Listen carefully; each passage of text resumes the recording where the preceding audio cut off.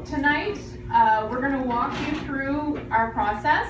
We're going to let you know what the policy is behind the school review. There will be a little bit of a discussion of what our role of the school options committee is, who represents you, how you can provide your feedback, as well as our mandate and our objectives.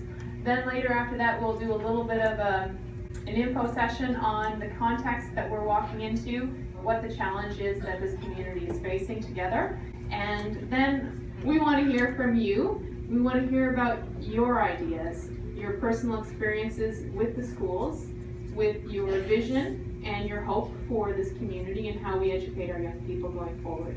So it's really, really important we hear your feedback. We will collect all that information and then we'll be reviewing it over the coming weeks to give you a considered response prior to our next public engagement session in February. We are parents, we are residents, we are professionals, and we are volunteers. And most of all, we are very passionate.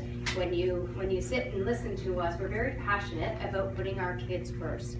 So we meet every Monday since the onset of this back in early November.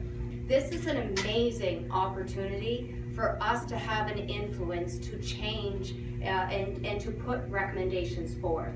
So that is why we are here, is because we're very engaged. We want to have some influence. These are the schools that are being reviewed.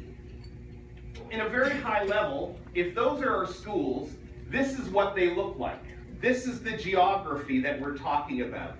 The high schools indicated by these stars, the junior highs by these squares, and the elementary schools by these dots.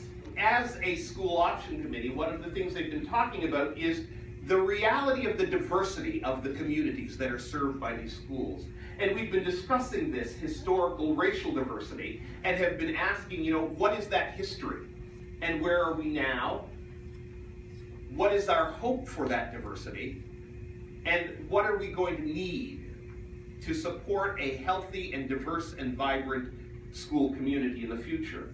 It's just inspiring to see that you're all here today, and it's going to be even more inspiring for us as SOC and facilitators to kind of work with the information that you're going to give us today. And so I would like to kind of say that this part is the part where you get to have your voice. We're going to ask you a few questions, and we're going to really challenge you to think, what is the vision that you have for this community?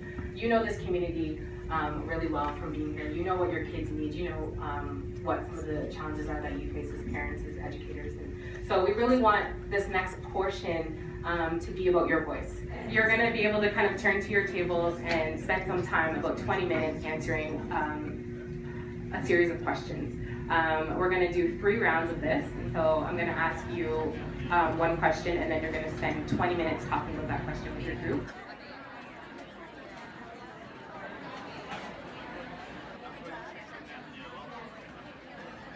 People have shown up tonight. I'm really happy to see that we've got an engaged community here.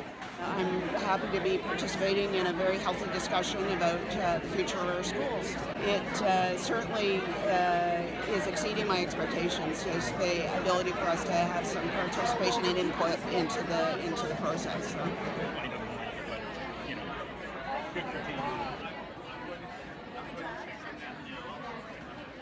This is a great opportunity for people to have a voice, and I know that I have a voice now, that I can possibly make a change or be able to add to the process of making a decision. I feel empowered, I do, yeah.